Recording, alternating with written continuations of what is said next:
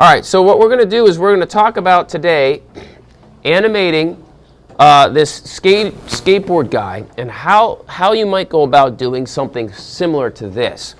Because in a lot of people's animations, you might have another object that might have to come along with your character. So in this case, we've got a skateboard. And if you kind of take a look at what we've done here, he just has him going all the way across the frame left to right. You'll notice that the skateboard is part of our character. Okay. If I double click on the character here, then you'll notice that inside the symbol we actually have a whole series of animations. And you'll also notice that we have our inverse kinematics guy here. Okay. Then we've got the skateboard here, which is totally different. It's on a different layer and it's got its own motion tween, and so you can see what he's actually doing is, and we can synchronize these motions together, so you can see how the keyframes here for the motion tween and for the guy's poses, they line up. And so what's happening is he's kind of doing a wheelie, and then the skateboard's going to slide forward and he's going to fall over. Okay, just like that. Okay, and it looks kind of funny. Now normally I would also tell you not to do the rotation and have your inverse kinematics guy fall down like that with the IK, but in this case it's working. What I would try and tell you to do is use the outside symbol to do that. But in this case, if you did that with this guy, then what would happen is as you rotated him and made him fall down, the skateboard would also rotate and then fall down. So you've got to be very careful about how you work these nested animations. And so then the skateboard goes shooting off without him, so it kind of goes, and then it goes shooting off the screen. So let's take a look at how this looks if we go back outside the scene. Let's build the scene, build a movie, and let's see exactly what happens. There's going to be some mistakes that I have set on purpose here so that we can learn about how you have to synchronize these things. So there he goes. Yep, when he falls, and oh, he keeps on going. That's quite a high-speed fall there because he's still sliding. Yeah, it's very painful. That's a lot of road rash right there. So what we need to do, what needs to happen? He needs to stop, exactly. So when we look at our motion tween that's out here in the scene, okay, the motion tween continues all the way to 120 frames. And if you look at our stage, he's off screen. Now we want the skateboard to go off screen, but we need him to stop. And so we want him to crash right about the middle here, right? So what we're going to do is we're going to take, and you can do this, you can zoom in, you can just click on a keyframe and start to move it. Now watch what you're doing. When the whole tween is selected, notice the whole thing just kind of moves together, and look what happened at the beginning. Now there's empty space. That's not what I want. What I want to do is I want to select only that keyframe. So a lot of times if the whole tween is selected like that, I have to click off that, then go back in and select that one specific keyframe. Then once I actually get the cursor over the keyframe, you'll see that I have a little circle next to the mouse. That's telling me that I'm on a keyframe and I can drag that keyframe. So now we're going to drag that keyframe forward to about 70 or so, right? That's where we wanted him there. Okay, so now I made another mistake, but let's see what happens.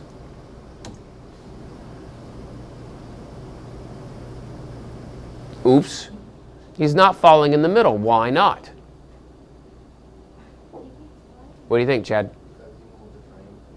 I moved the keyframe, but did I change anything else? No. So all I did was change what? The timing. I changed the timing. The ending is, you're right, but the better word is timing. All I did was I kept the same position, which is off the frame, and I just made it happen faster. That's not what we need. What we need is for him to actually change position and stop in the middle. So by just moving my keyframe, which you should do sometimes, and I'll show you another example of that in a minute.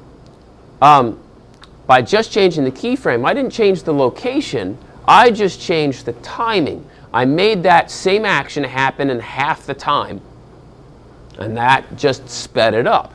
So what I really need to do is go over this keyframe, grab his symbol, and move him and tell him I want there. Now this is what's really cool about Flash.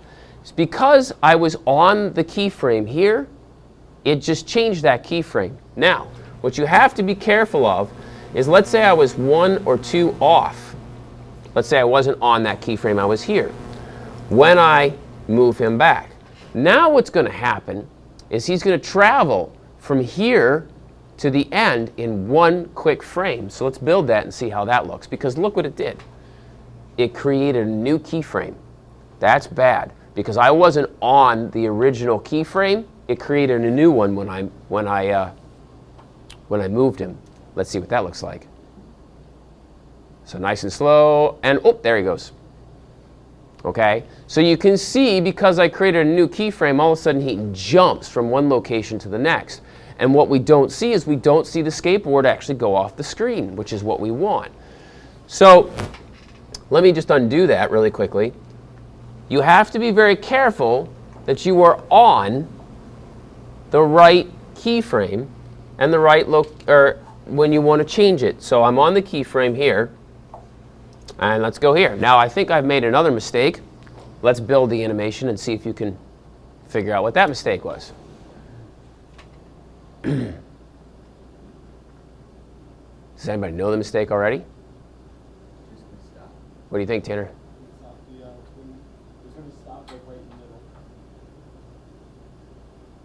He's still sliding a little bit. Now that actually doesn't look too bad. You might actually slide, but you're right. What I really didn't do, to put it in better words, is I didn't synchronize it with the animation inside the symbol. So if I look, double click, where does he start falling? Okay, there. Where does he hit the ground? Because that's when he should stop. 55. So he probably should stop moving at around 55 or so. So if I go back to my scene and I look, and you can tell what frame you're on right here, 68.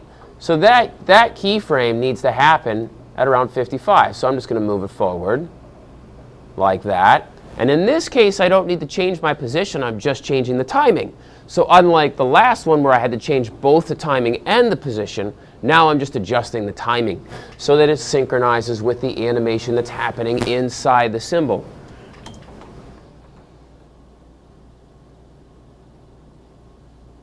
There. So now he actually stops.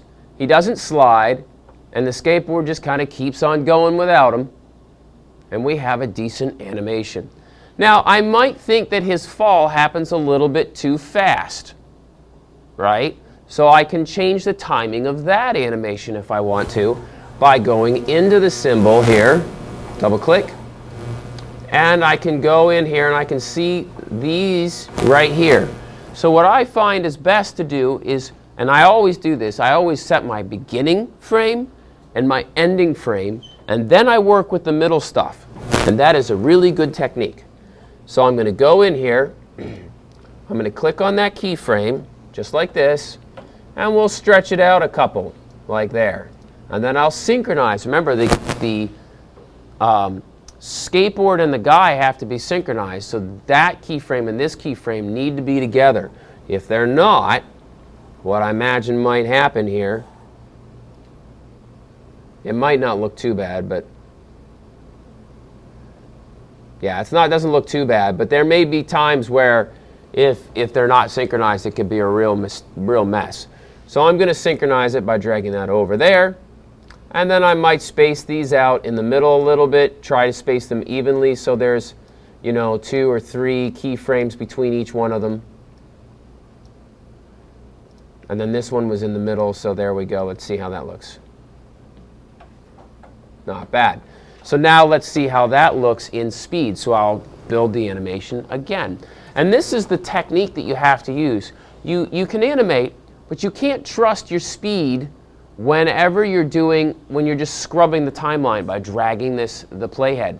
You can't trust that, because if you move your hands a little faster, then he's going to move faster. If you move your hand a little slower, then the animation is going to move slower. You have to build the animation by going to Control, Test Movie, Test, or hitting Command Return, which is what's highlighted there. So Command Return, build the animation. Let's see how that works. That's not too shabby. That's not too shabby. Now what I might want to do is I might want to speed up the skateboard, because the skateboard is shooting out from under his feet. Usually it would accelerate, right? A little bit, you know? So just, you got to think about the way things would actually work. So I'm going to double click back into the symbol, and what I'll do is I'll grab the keyframe for the skateboard, and I'm going to bring it forward about 10 or 15 frames. And then guess what I'm going to do? I'm going to rebuild the animation and watch it again and see how I like that.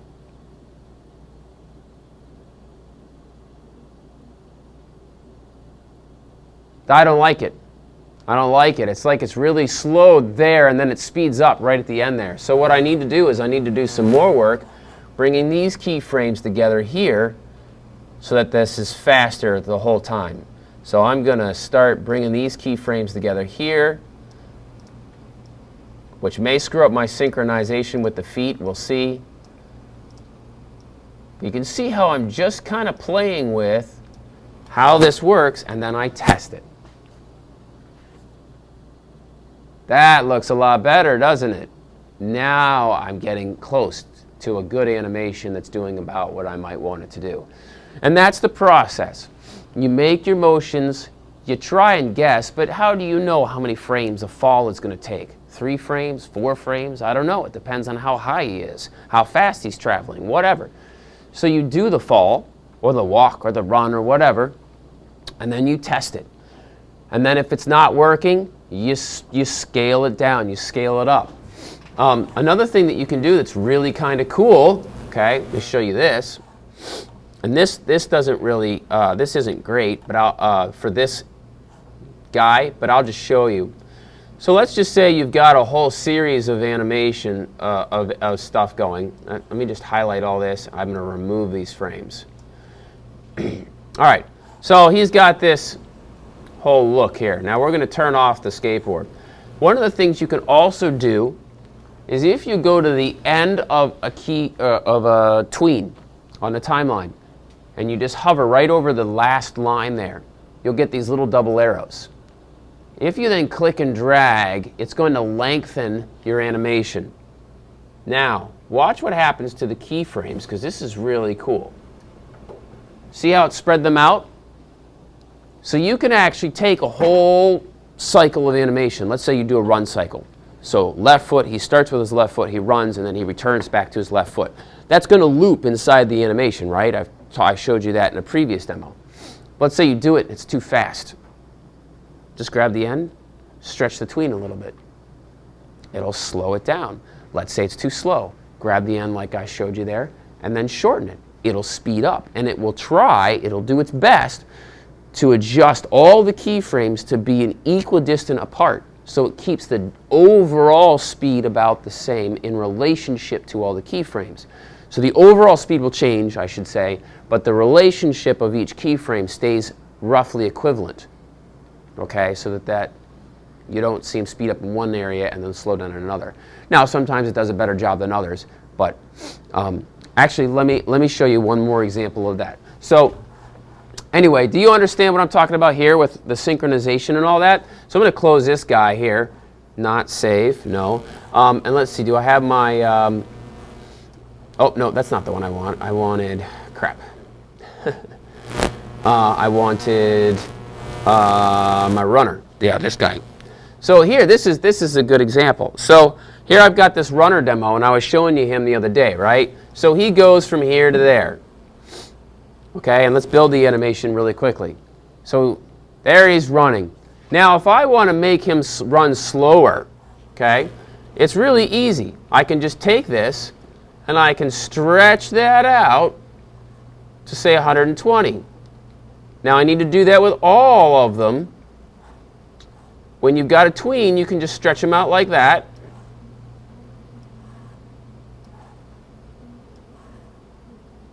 And when you've got something that's not moving, like my sky, it's just easier to just insert frame. And it just extends it, which is really nice. But now something else is going to happen. Watch how the speed of his character moving from right to left matches the motion of his legs. See if it... His legs are moving a little fast, aren't they? It looks like he's slipping when he's pushing off the ground. See that? So we need to slow down the animation inside the tween, or inside the symbol too. So we'll just go here, click on him, double click, and now all I'm going to do is I'm just going to stretch this out. I'll just tie it to 45 frames, and you'll see how it tried to evenly space out all the keyframes that were in that animation. Now let's rebuild it and test it and see what it looks like. Still not perfect, but it's better. Right? It's not perfect, but it's better. And that's what you need to do when you're animating stuff. You need to adjust your keyframes, you need to synchronize animations when they're inside symbols, and you need to test. Constantly test your animation so that you can judge the speed of what's happening and either resynchronize things from inside symbols, stretch things out, move keyframes, change position, all that sort of thing. The major concept here is, number one, synchronizing animations. If you've got an animation inside a symbol, you need to make sure that that animation is synchronized with whatever animation happens outside the symbol. Number two, if you're changing keyframes, make sure that the time setter, the little playhead on the timeline, is set to the keyframe you want to change if you're changing position or rotation or anything like that. Okay? And then three, you can also stretch or squash a whole tween to speed it up or slow it down. Just be mindful that it repositions your keyframes, and it does a pretty good job, but you might need to redo one or two individual ones if it does it unevenly. Does this all make sense though? Okay? So this is where the rubber meets the road now. This is animating. You've built your character, you've set them up, now it's time to really get things working. Okay? Okay, let's get to work.